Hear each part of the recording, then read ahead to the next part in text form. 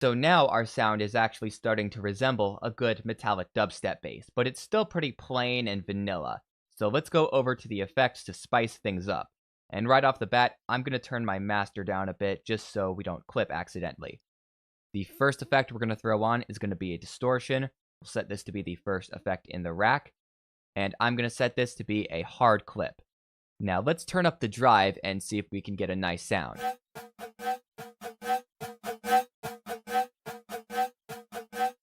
We'll start at about 51%. Let's take LFO1 and drag that onto the drive. And now we're going to scale back the modulation so it doesn't get too distorted. About 29 should be good right there. The next effect is going to be hyperdimension. This one's going to come after the distortion, but before the other effects.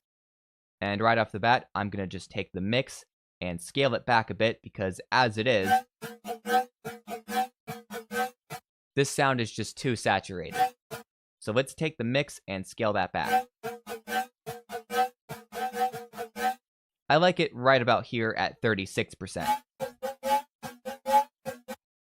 I'm going to go over to the dimension. We'll put the mix a bit higher. About 22 or 23% should be good. And we'll scale back the size.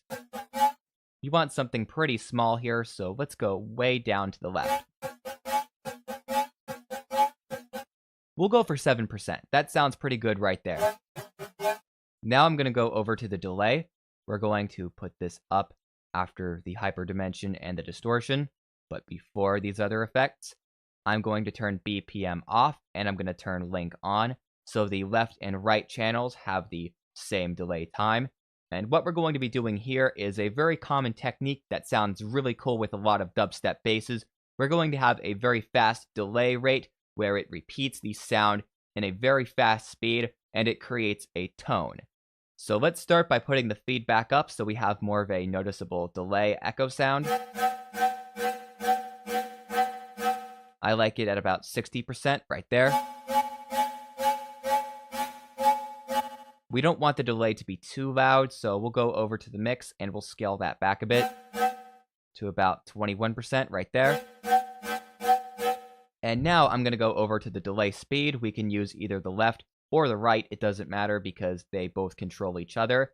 And I'm going to put this at a much faster value. It will go for about 5.99, right there. Now I'm going to take alpha 1. We can throw that onto either the left or the right rate right here. We'll just throw this onto either one. And with the modulation at a very high rate, we create some pretty cool glitchy sounds. This might be useful for another type of sound or bass, but we don't want that for this particular sound, so we're going to scale the modulation way back. We'll go for 9 right here. That's just enough modulation to make a little bit of a difference. Next, we're going to turn on a phaser.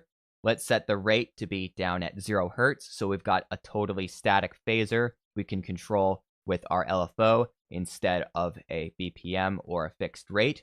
Let's also set the depth down to be at 0%. And the frequency can stay at 600 Hz. That should be pretty good. But we're going to go over to LFO2 again, and we'll throw that onto the frequency knob.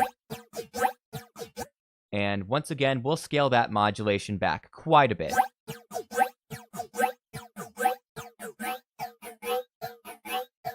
It sounds pretty good at 18, right there.